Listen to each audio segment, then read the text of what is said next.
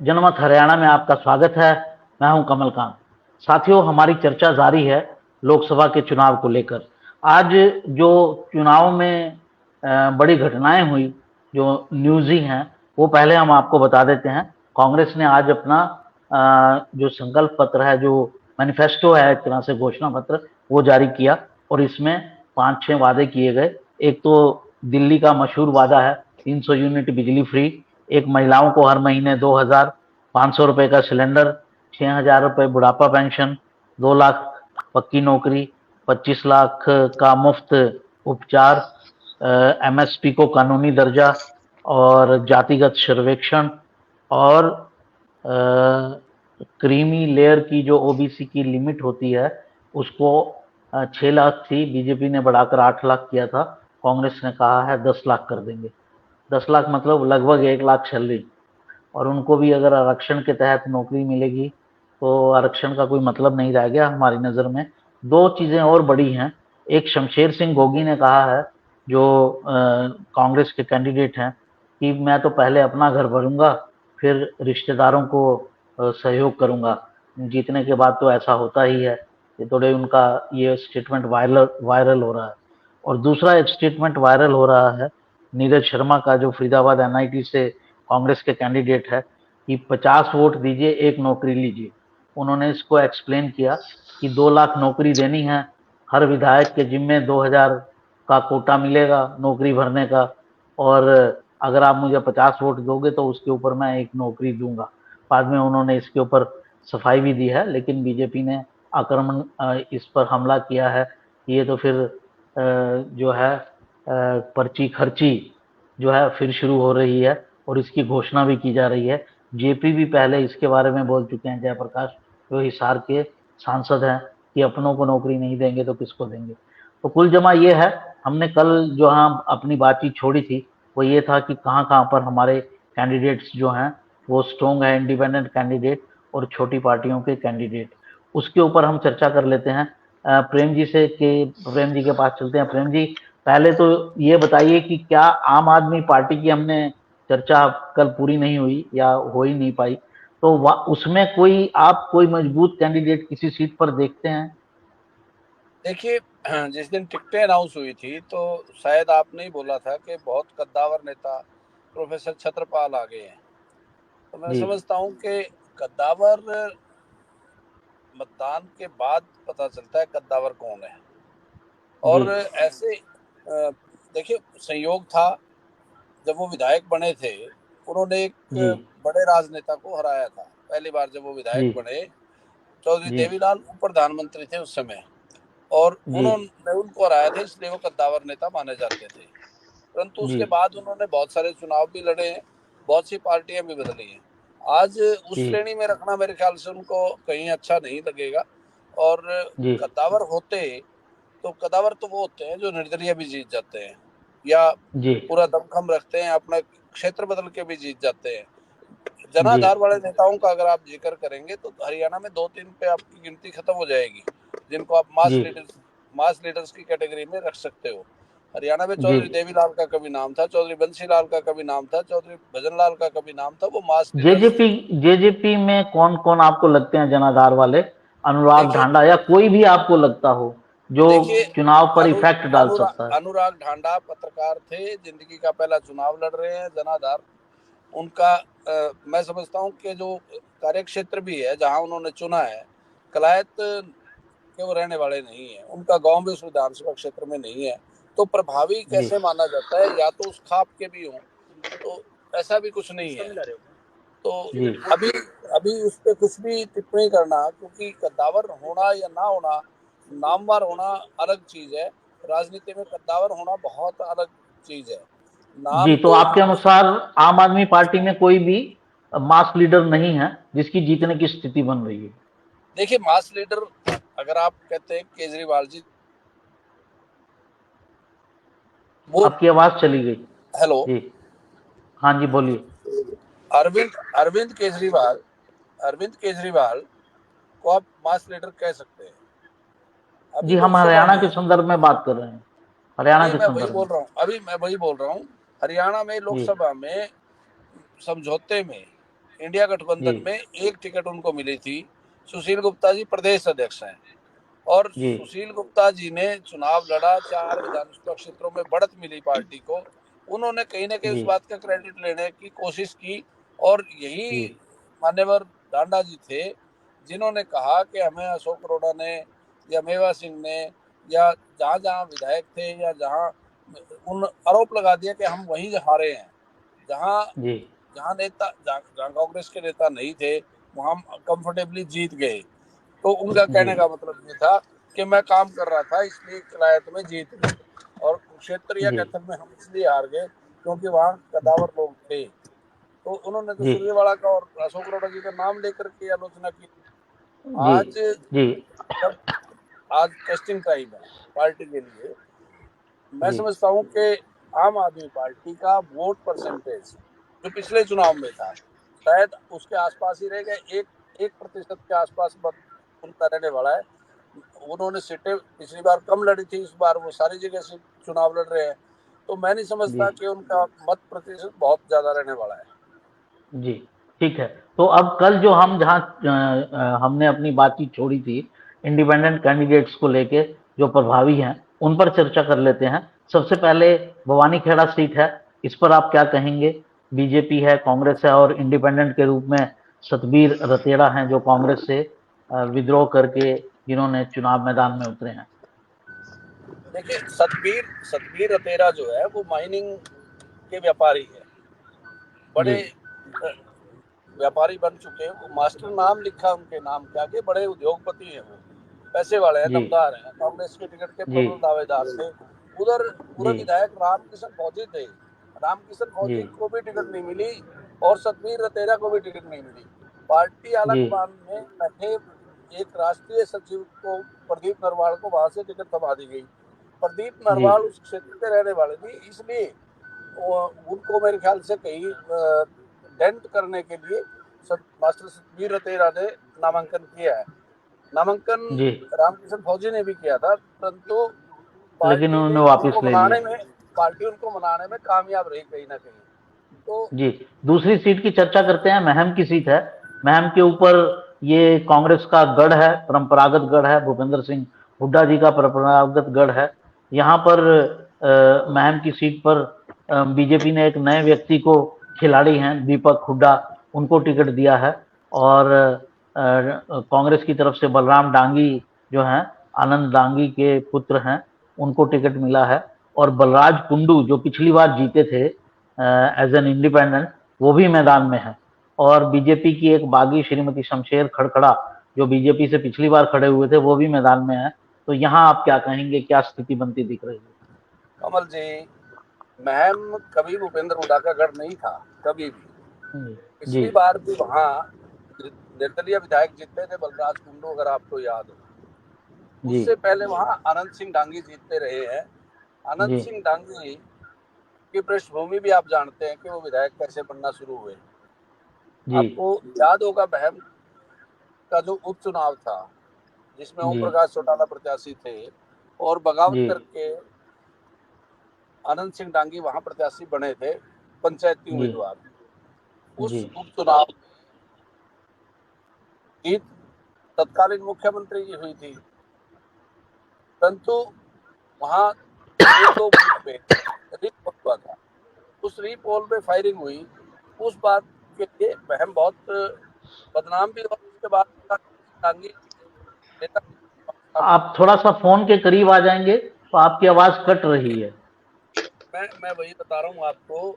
उसके बाद जब पिछले बार के कयास जब चल रहे थे कि भूपेंद्र सिंह हुड्डा किसी भी समय पार्टी छोड़ सकते हैं, तो यही आनंद सिंह डांगी थे जिन्होंने ये कहा कि आप बेशक छोड़ दें, मैं पार्टी में बना रहूंगा। और भूपेंद्र सिंह हुड्डा को वीटो करके वो रोक पाए थे उस समय। और उसका परिणाम ये हुआ कि भूपेंद्र सिंह हुड्डा ने टिकट तो जरूर दिया, परंतु चुनाव में कहीं ना कहीं आनंद सिंह डांगी को उसका नुकसान हुआ और बलराज वो चुनाव जीत गए। इस बार क्या स्थिति लग रही है? डांगी परिवार आप है या कुंडू? इस बार आपने जिक्र किया शमशेर खरकड़ा का। शमशेर खरकड़ा भी और उनकी धर्मपत्नी भी टिकट के दावेदार थे, शमशेर जी खंडूर ने कहा कि मैं सक्रिय राजनीति नहीं करूंगा, मैं चुनाव लड़वाऊंगा, और अपनी धर्मपत्नी को आगे जी कर दिया। जी धर्मपत्नी को, क्योंकि उनके नाम के साथ एलावत लिखा हुआ है, राधा एलावत, कुछ गांव जी वहां पड़ते हैं। राधा जी एलावत को टिकट नहीं मिली। वहम में एक खिलाड़ी को जिसको टिकट दी है भारतीय जनता पार्टी ने, वो हॉकी का प्लेयर है, और जी बहुत सारे खेल के लोगों को, खिलाड़ियों को आजमाने का प्रयास सारी पार्टियां कहीं ना कहीं कर रही हैं। आज चाहे वो जी विनेश फोगाट की बात करें, या जिन महोदय का आपने जिक्र किया, हुड्डा जी, ये भी हॉकी प्लेयर हैं। दीपक हुड्डा। पिछली बार भारतीय जनता पार्टी ने प्रयास किया था और 3 खिलाड़ियों को उन्होंने टिकट दी थी, उसमें से पेवा में हॉकी के जो प्लेयर थे संदीप सिंह, वो जीत पाए संदीप थे। सिंह। और ये जी दोनों, बबीता फोगाट भी और योगेश्वर भी, दोनों चुनाव जी हारे। उसके बाद भी योगेश्वर तो उपचुनाव में भी प्रत्याशी बने बड़ौदा में, जी और वो चुनाव हार गए। यही स्थिति जी इस बार भी मुझे तो नजर आती है। कहीं ना कहीं वहाँ मुकाबला एक बार फिर से 4 लोगों के बीच में है। जी भारतीय जनता पार्टी का प्रत्याशी बिल्कुल नया है और उस क्षेत्र का रहने वाला भी नहीं है। जी कांग्रेस ने इस बार फिर से उनको टिकट नहीं दी, उनके सुपुत्र को टिकट दी है। जी डांगी के सुपुत्र बलराम को टिकट देकर के कहीं ना कहीं एक नई पीढ़ी को आगे बढ़ाने का काम उन्होंने किया है। जी मैं समझता हूँ कि बहम की स्थिति, आज बलराज कुंडू की स्थिति भी कमजोर नहीं है, आर्थिक रूप से जी बहुत संपन्न व्यक्ति है। जी इन लोगों के बीच में एक खिलाड़ी का क्या वजूद है, वो तो आने वाला समय बताएगा, परंतु मैं एज मान के जो कंटेस्ट है वो मान के चलता हूँ अनंत सिंह डांगी के बेटे और महम के मौजूदा विधायक के बीच में। ठीक है। आपका कहना है कि जो फाइट है वो बलराम डांगी और बलराज कुंडू के बीच में होगी। अगली सीट की बात करते हैं, बहादुरगढ़ की सीट है। आप जानते हैं यहाँ पर सारे जितने भी प्रत्याशी मेन खड़े हैं सभी जाट समुदाय से हैं, और उनके विरोध में बीजेपी ने एक ब्राह्मण समुदाय के व्यक्ति को टिकट दिया है, नरेश कौशिक के भाई दिनेश कौशिक को। इसके अलावा शीला राठी भी हैं और राजेश जून भी हैं, और कांग्रेस के दमदार एक्स एम जो एमएलए हैं इस बार के, राजेंद्र सिंह जून, वो भी हैं। यहाँ क्या स्थिति देख रहे हैं आप? देखिए, राजेंद्र सिंह जून लगातार वहां से विधायक बनते रहे, बीच में नरेश कौशिक जरूर बने थे। नरेश कौशिक के भाई को टिकट दी है भारतीय जनता पार्टी ने। आपने कहा जी कि सभी दमदार नेता जाट समाज से हैं, क्या भारतीय जनता पार्टी के प्रत्याशी को आप दमदार नहीं मानते? वो ब्राह्मण समाज से है। अरे सर, मैंने ये नहीं आपका, कहा। आपने ये कहा कि जितने भी मैंने कहा कि मुख्य जो प्रत्याशी बीजेपी आपने के कहा, इसका विरोधी मतलब आप हैं भारतीय जनता वो पार्टी को आउट ऑफ कंटेस्ट मान, आपने खुद ये बात बोल दी। अरे आप उनको कंटेस्ट मैं से बाहर कैसे और मान सकते हैं? ठीक है, मैं वो उसको करेक्ट करता हूं। मेरे राष्ट्रीय हिसाब से वर्ग वहां होता बीजेपी है। का कैंडिडेट जीत रहा है। मैंने जी, ये नहीं कहा था जो आप मेरे मुंह में शब्द डाल रहे हैं। मेरे मैं हिसाब से आपको वहां बीजेपी का कैंडिडेट जीत रहा आपने है। कहा, अब आगे बताइए आप। जी, अभी मैं ये मैंने कह रहा हूँ स्टेटमेंट जो, चेंज कर लिया। जी, मैं कह रहा हूं बीजेपी का कैंडिडेट जीत रहा है। अब आगे बताइए। नहीं, जीत हार तो आप अभी कैसे निश्चित कर देंगे? मैं ये कह रहा वो हूँ तो कि समीकरणों आप से पता चल जाता है सर। चलिए जो जो आगे शहर बताइए। का जी जो शहर जी का स्वभाव है बहादुरगढ़ जी का, आप जी बहादुरगढ़ में इंडियन नेशनल लोकदल के प्रत्याशी को कमजोर नहीं मान सकते। नफे सिंह राठी का मर्डर हुआ, नफे सिंह राठी के साथ सिमटी है, उनकी विधवा वहां से चुनाव लड़ रही है, और 2 बार वो नगर परिषद के अध्यक्ष रहे, 2 बार विधायक भी रहे। आज जो जी। स्थिति है, कहीं ना कहीं वहाँ ट्रेंगुलर कंटेस्ट एकदम आपको देखने को मिलेगा, और परिणाम चार तरफा पूरे कॉन्टेस्ट है सर। नहीं आप यहाँ पर 2 लाख की कॉन्स्टिट्युएंसी में 80,000 जाट मतदाता हैं, और बीजेपी को छोड़ के बाकी सब मतदाता जो हैं वो जाट हैं। नहीं, देखिए, 1,20,000 अभी दूसरे मतदाता हैं। हाँ जी, जी मैं आपको बता रहा हूँ कि वहाँ स्थिति, जिस निर्दलीय का आप जिक्र कर रहे हैं कांग्रेस के बागी का, उसकी स्थिति बहुत अच्छी नहीं है। मेन जी। कंटेस्ट प्रत्याशियों के बीच में रहने वाला है, और कहीं ना कहीं वहां भी जो आप देखेंगे इस ट्रेंगुलर फाइट में लाभ इसको आप देना चाहते हैं, या मेरे मुंह में भी वो शब्द डालना चाहते हैं, वो ट्रायंगुलर आप किसको नहीं। किसको मान रहे हैं ट्रायंगुलर? मैंने तो 4 कैंडिडेट बताए, एक कौन छोड़ रहे हैं आप? राजेश कांग्रेस जून को या कांग्रेस दिनेश बीजेपी कौशिक को? कांग्रेस कांग्रेस बीजेपी और इनेलो। ठीक है। ठीक है, अगली सीट की बात करते हैं। अटेली है अगली सीट। यहाँ पर आरती राव राव इंद्रजीत की बेटी आरती राव मैदान में है, कई कई वर्षों से वो ट्राई कर रहे थे कि उनकी बेटी को टिकट मिल जाए, इस बार मिल गया है। यहाँ पर जो है सुनील जो है आप पार्टी के एक सुनील राव हैं, वो उनको कंटेस्ट देते हुए लग रहे हैं। कांग्रेस की उम्मीदवार अनीता यादव हैं, आप क्या कहेंगे? देखिए, फिर आप बोल, बहुजन समाज पार्टी का प्रत्याशी पिछली बार हाँ, दूसरे स्थान पर था। वो भी कंटेस्ट में है, अतरलाल, ठीक है, ठाकुर तो आप अतरलाल। नाम लेना भूल जाते हैं ना, और मेन कंटेस्ट में इस बार भी वही है। जी, आप तो ट्रेंगुलर किस अगर किस के यहाँ बीच में बनाते फाइट हैं, है? जी सर, आप हमारी बीजेपी गलती को कांग्रेस और सुधार मैं दिया तो, कीजिए। जी जी जी, कांग्रेस, बता बीजेपी और बसपा। जी ठीक है। अगली सीट है महेंद्रगढ़।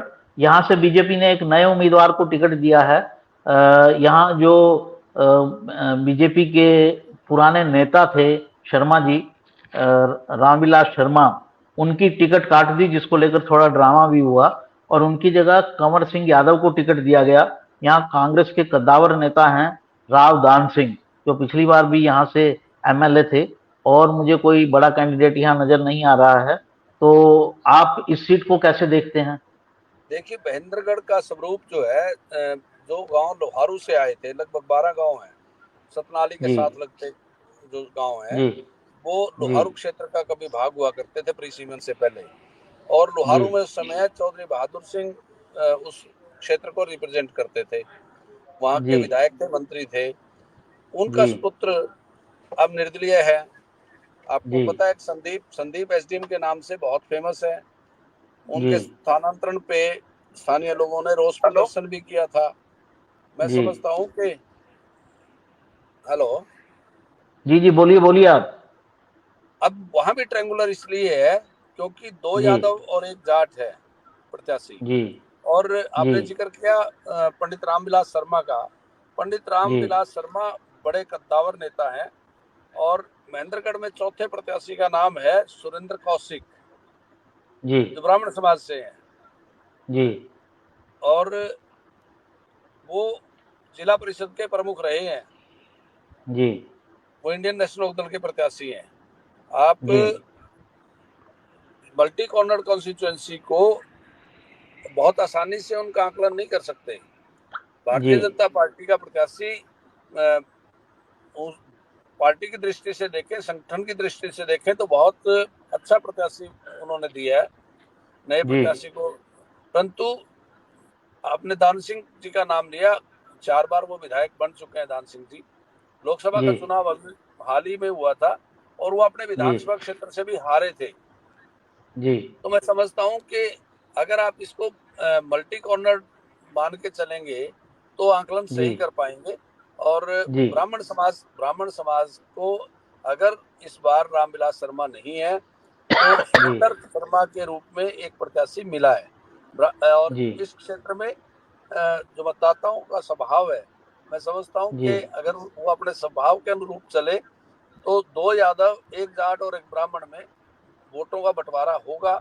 और जो जातीय समीकरण भी यहाँ के हैं, यहाँ का राजपूत समाज और गुर्जर समाज कहीं ना कहीं वो जी ब्राह्मण के साथ वोट देता है, यादव के साथ वो जी वोट नहीं करता। तो राजपूत ठीक है। समाज की संख्या इस विधानसभा क्षेत्र में अच्छी खासी है, और जी यहाँ से प्रत्याशी भी होते रहे हैं। जी रिवाड़ी की बात कर लेते हैं। लक्ष्मण सिंह यादव बीजेपी के हैं, चिरंजीव राव कैप्टन अजय यादव के बेटे हैं, कांग्रेस के प्रत्याशी हैं। और एक यहाँ पर इंडिपेंडेंट भी हैं, प्रशांत सन्नी, बीजेपी के बागी हैं। इनको भी मजबूत माना जाता है। सतीश यादव भी हैं, आम आदमी पार्टी से। जी देखिए, यहाँ मुकाबला कांग्रेस, बीजेपी और सतीश यादव के बीच में होगा। जी तो सतीश यादव यहाँ पहले भी चुनाव लड़ चुके हैं, और वो बहुत अच्छा उनका वोट बैंक है, उनका प्रभाव है उस क्षेत्र में। मैं जी समझता हूँ कि भारतीय जनता पार्टी के बागी पार्टी को कितना नुकसान पहुंचाते हैं, इस बात पे निर्भर करेगा। और सतीश, क्योंकि आपने सतीश यादव की पृष्ठभूमि नहीं बताई, सतीश यादव जी भी भारतीय जनता पार्टी के टिकट के दावेदारों में थे। पिछली जी बार भी थे, इस बार भी थे। और जितना भी जी नुकसान होगा वो भारतीय जनता पार्टी को होगा। और कांग्रेस के जो वहाँ प्रत्याशी हैं चिरंजीव राव, वो लालू प्रसाद यादव जी के दामाद हैं, और कैप्टन अजय यादव जो 6 बार यहाँ से लगातार विधायक बने, उनके सुपुत्र हैं, और पिछली बार भी जी वो चुनाव जीते थे जब भारतीय जी जनता पार्टी में 75 पार का नारा लगा था। जी। अभी समय बहुत कम रह गया है हमारा, तो कुछ सीटें हम छोड़ देते हैं कल के लिए। हमको रिवाड़ी, बादशाहपुर, गुड़गांव और सोना की चर्चा करनी थी। अगर हम वो करेंगे तो पूरा का पूरा समय इसी में चला जाएगा। अब विनोद जी के पास चलते हैं। विनोद जी, लोकसभा वाइज आपने आकलन किया होगा, सारे इनपुट सब तक आपके पास आ चुके होंगे, तो आपका क्या आकलन है लोकसभा वाइज, आप जैसे चर्चा करना चाहें प्लीज। देखिए, हमने एक बार जब शो की ओपनिंग की थी तो हमने एक मोटा मोटा अनुमान लोगों को बताया था कि जी किस लोकसभा में क्या स्थिति रहने वाली है। लेकिन उसके जी बाद दोनों पार्टियों के उम्मीदवार आ गए, बागी जी भी आ गए, छोटी पार्टियां जी भी आ गई, इंडिपेंडेंट भी आ जी गए। तो अब चुनाव अपने पीक पे है और चुनाव एक पलटा खा रहा है। जी तो मेरा जो आकलन कहता है कि हरियाणा में जैसे 10 लोकसभा क्षेत्र है, तो जी ठीक ठाक राज बनाने के लिए किसी भी पार्टी को 5 की एवरेज आनी चाहिए। जी हर लोकसभा क्षेत्र से तो 50 सीटें बनती है, जी और बढ़िया राज बनाना है तो 60 सीटें आनी चाहिए, तो जी 6 की एवरेज बनती है। तो जी मैं सोच रहा था कि पहले हम 6 की उम्मीद किस पार्टी को कहां से है उसका जी जिक्र जरूर करें। जी कांग्रेस के पॉइंट ऑफ व्यू से देखें तो कांग्रेस सरसा पार्लियामेंट, रोहतक जी पार्लियामेंट और जी कुरुक्षेत्र पार्लियामेंट जी में 6 या 6 से अधिक जी जीत सकती है, 6 की जी औसत आ सकती है। जी बीजेपी करनाल पार्लियामेंट और भिवानी महेंद्रगढ़ पार्लियामेंट में 6 की औसत दे सकती है। बाकी जी 5 लोकसभा क्षेत्र ऐसे हैं जहां दोनों में से कोई भी पार्टी 6 की औसत नहीं दे पाएगी, मिक्स रिजल्ट जी रहेंगे। जैसे हम फरीदाबाद की बात कर लेते हैं। जी हालांकि पिछली बार फरीदाबाद में बीजेपी बहुत स्ट्रांग थी, 7 जी सीटें जीत गई थी जी पार्लियामेंट में, जी 7 सीटें जीत गई थी। एक नागेंद्र भड़ाना बीजेपी के कैंडिडेट हार गए थे और एक नैनपाल रावत जो है पृथला से इंडिपेंडेंट जीत गए थे। जी तो टोटल 7 सीटें बीजेपी जीत गई थी। 6, जी एक नीरज शर्मा कांग्रेस भी जीते थे। इस जी बार यहां उलटफेर तो हो सकता है, लेकिन जी ना कांग्रेस को और ना बीजेपी को 6 की एवरेज इसलिए जी नहीं आएगी कि 4 जी सीटों पे बड़ा ही सीरियस प्लेयर खड़े हैं। ललित नागर, कंटेस्ट है। जी कंटेस्ट छोड़ो, सीरियस प्लेयर। आप अभी जो डिस्कशन कर रहे थे, अगर इस तरह से जी हम लोग अगर एक एक सीट में मीन में एक निकालने लगे तो 90 की 90 पे कंटेस्ट है। हमारा कहने जी का मतलब ये था, जो कल हमने कंसेप्ट शुरू किया था, कि सीट जिसमें सीरियस थ्रेट है बड़ी 2 पार्टियों को, चाहे इनेलो दे रही हो या इंडिपेंडेंट दे रही हो, ऐसे तो सारी जी सीटों पे लोग खड़े हैं, सब जगह मल्टी कॉर्नर है। अब बहादुरगढ़ जी में, मैं अपने विषय से भटक रहा हूं, बहादुरगढ़ में बार बार 4 कॉर्नर की बात हो रही है, कोई 4 कॉर्नर नहीं है वहां। चौथे जी खिलाड़ी को 20,000 से कम वोट आएंगे, चौथे जी प्लेयर को 20,000 से कम वोट आएंगे। जी तीन में ही मुकाबला है। अब जी विषय छिड़ गया तो मैं सोना का भी जिक्र कर देता हूं। सोना जी में आप इसको मल्टी कॉर्नर कह रहे हो या जावेद को सीरियस थ्रेट कह रहे हो, जावेद जी सीरियस थ्रेट हुआ करते थे।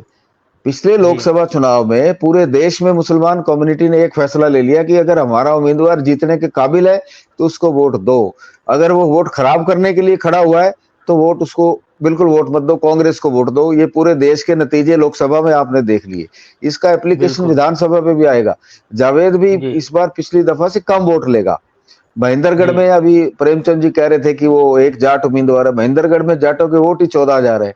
किस तरह जी से थ्रेट हो सकती है? जाति वाइज इलेक्शन उन्होंने पिछली बार भी नहीं लड़ा था, इस बार भी नहीं लड़ रहे।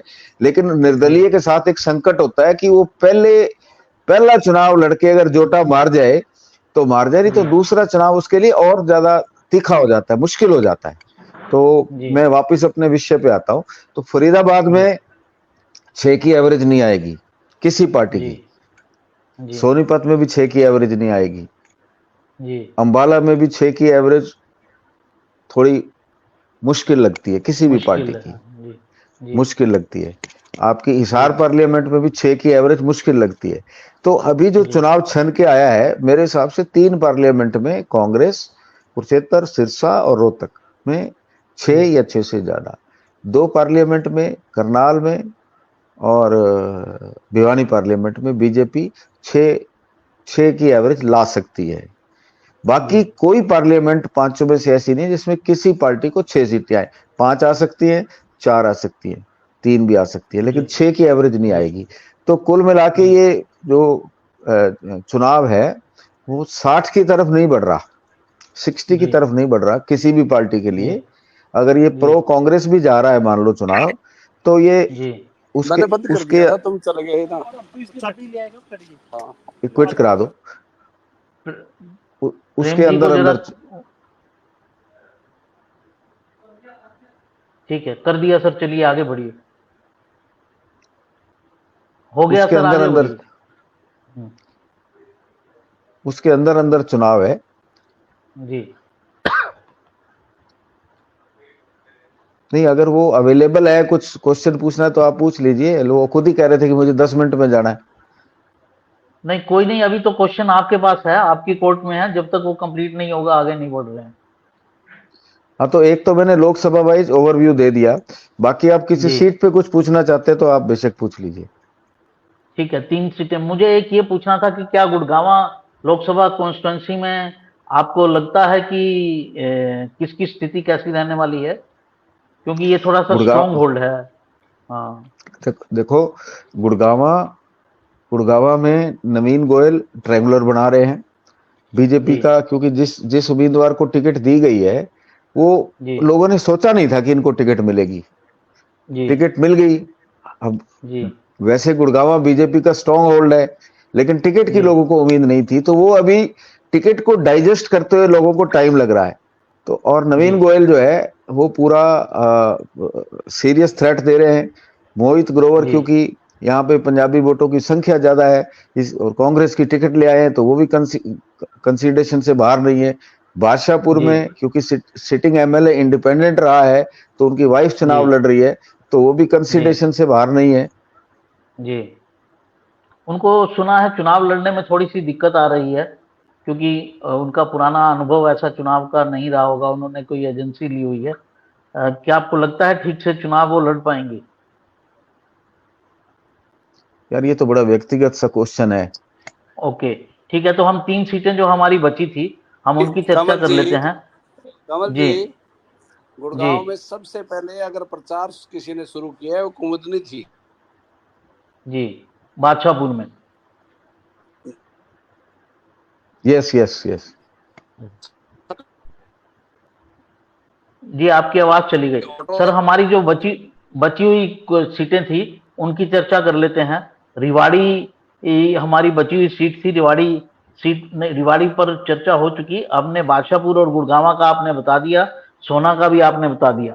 तो हमने बता दिया टोटल ये कि किन इंडिपेंडेंट सीट पर जो है, इंडिपेंडेंट्स जो हैं वो किन किन सीटों पर प्रभावी हो रहे हैं।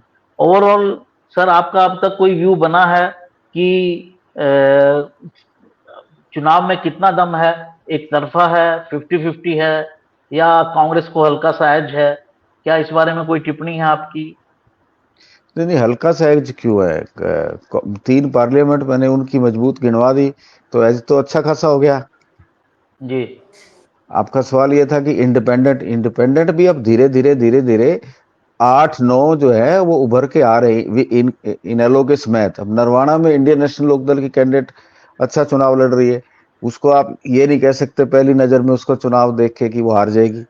वो जो जी 3 का जो सीरियस कॉम्बिनेशन है हार जीत का, उसके अंदर है। जी जी ऐसे ही बुआनी खेड़ा में जो रतेड़ा साहब है वो भी दोनों पार्टियों के लिए सीरियस थ्रेट है। ये सीट वैसे जी बीजेपी माइंडेड है, हमेशा जीतती रही है। एक बेल्ट से कांग्रेस जीत के आती है, दूसरी बेल्ट से बीजेपी जीतती है। जिस बेल्ट से बीजेपी जीतती है उस बेल्ट में गांव बने हैं, 10-10 हजार जी वोट वाले 2 गांव हैं, खरककला और जी कलिंगा। अब तो 10 हजार से भी ज्यादा हो गए होंगे वोट, 10 हजार तो पिछली बार थे।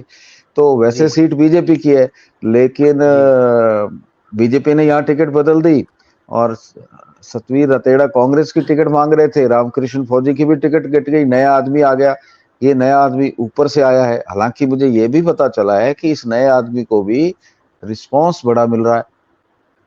जी जो कांग्रेस का नया कैंडिडेट आया है उसको जी रिस्पांस अच्छा मिल रहा है, उसका रिस्पांस वीक नहीं है। तो उसको आप इतना कमजोर नहीं कह सकते जितना शोर हो रहा था कि किसको टिकट दे दी, किसको दे दी। वो भी अच्छे खासे मुकाबले में है। जी जी। प्रेम जी, आपकी कोई टिप्पणी? जैसे विनोद जी ने बताया कि 3 लोकसभा सीट पर कांग्रेस को 6 सीट मिल सकती हैं, 2 पर बीजेपी को 6 सीट मिल सकती हैं, तो इस बारे में आपकी कोई टिप्पणी? देखिए, मैं आपको एक चीज बता दूं कि भिवानी जो लोकसभा सीट है उसमें कांग्रेस को एज रहेगा। जी क्षेत्र में एज रहेगा जी और अम्बाड़ा पार्लियामेंट में भी कांग्रेस को एज रहेगा। जी। सवाल एज का गुड़गांव नहीं है, सवाल 6 की औसत का है। 6 की औसत का जी सवाल है। वही यार, 6 की छह औसत का मतलब 5 से ज्यादा अगर है तो वो उनको नहीं, आगे बढ़ाने की बात। 5 से ज्यादा तो 6 होगी। ये कोई कणक की बोली तो है नहीं कि 5.25 रुपए, 5.5, 5.25। या तो सीट 6 होगी, या 5 होगी, या 4 होगी।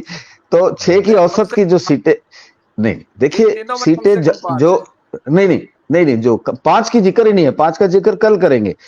6 का जी औसत का मतलब ये है जहां 6 साफ साफ नजर आ रही हो। मैं सिरसा में जी बीजेपी को क्यों नहीं मानता, कांग्रेस को 6 क्यों मानता हूं? क्योंकि वहां सिरसा पार्लियामेंट में एक नरवाणा छोड़ के कृष्ण बेदी अच्छा चुनाव लड़ रहे, टोहाना में बबली भी अच्छा चुनाव लड़ रहे हैं, लेकिन मोटे तौर पे वहां 5 सीटों पे बीजेपी का मुकाबला कांग्रेस से नहीं है। कांग्रेस का मुकाबला इनेलो से है या एचएलपी से है। इसलिए मैं सरसा सीट को 6 कांग्रेस के कैटेगरी में रखता हूं। ऐसे ही मैं रोहतक को इसलिए रखता हूं, रोहतक पिछली बार 7 थी, 6+ भी हो सकती है यहां। और कुरुक्षेत्र में मैं इसलिए रखता हूं कि कैथल डिस्ट्रिक्ट में कांग्रेस मजबूत है। कुरुक्षेत्र के मुकाबले में कैथल में ज्यादा मजबूत है। 2 जिलों से एक पार्लियामेंट बनी है। तो 6 की नहीं एवरेज नहीं, में ये 3 ही आते। मैं आपको वही बोल रहा हूँ कि कुरुक्षेत्र में, कैथल और कुरुक्षेत्र दोनों में इस बार कांग्रेस मजबूत है। इस बात में कोई दो राय नहीं है। 6+ है यार जो देखिए, जब हवा चलती है मान लो, तो जिसको 6 आ रही है उसको 9 की 9 भी आ सकती है। पर जी। ये आज आज ये स्थिति नजर उतनी खुले खुले नजर नहीं आ रही। तस्वीर जो है ना, कहीं कहीं तो मुकाबला है ना। अब आप लाडवा में मुकाबला नहीं मानोगे। नहीं, लाडवा लाडवा में तो मुकाबला उसको लाडवा में 6 ही की मान सकते हो। हाँ, 6 की एवरेज है कोई। मैंने 18 सीटें बोली, 19 भी हो सकती हैं, 17 भी हो सकती हैं। तो बीजेपी की मैंने जी 12 बोली, 14 भी हो सकती हैं और 11 भी हो सकती हैं 2 पार्लियामेंट में। जी जी जी। तो ये था हमारा आज का प्रोग्राम। उम्मीद करते हैं आपको पसंद आया होगा। आपने समय दिया उसके लिए आपका धन्यवाद। हमारे मेहमानों का भी धन्यवाद। और हमारे इस प्रोग्राम को लाइक कीजिए, सब्सक्राइब ज़रूर कीजिए और मित्रों में शेयर कीजिए। कल फिर हाजिर होंगे नए आंकड़ों के साथ, नई गिनती के साथ, एक्सपर्ट्स के नए व्यूज़ के साथ। नमस्कार।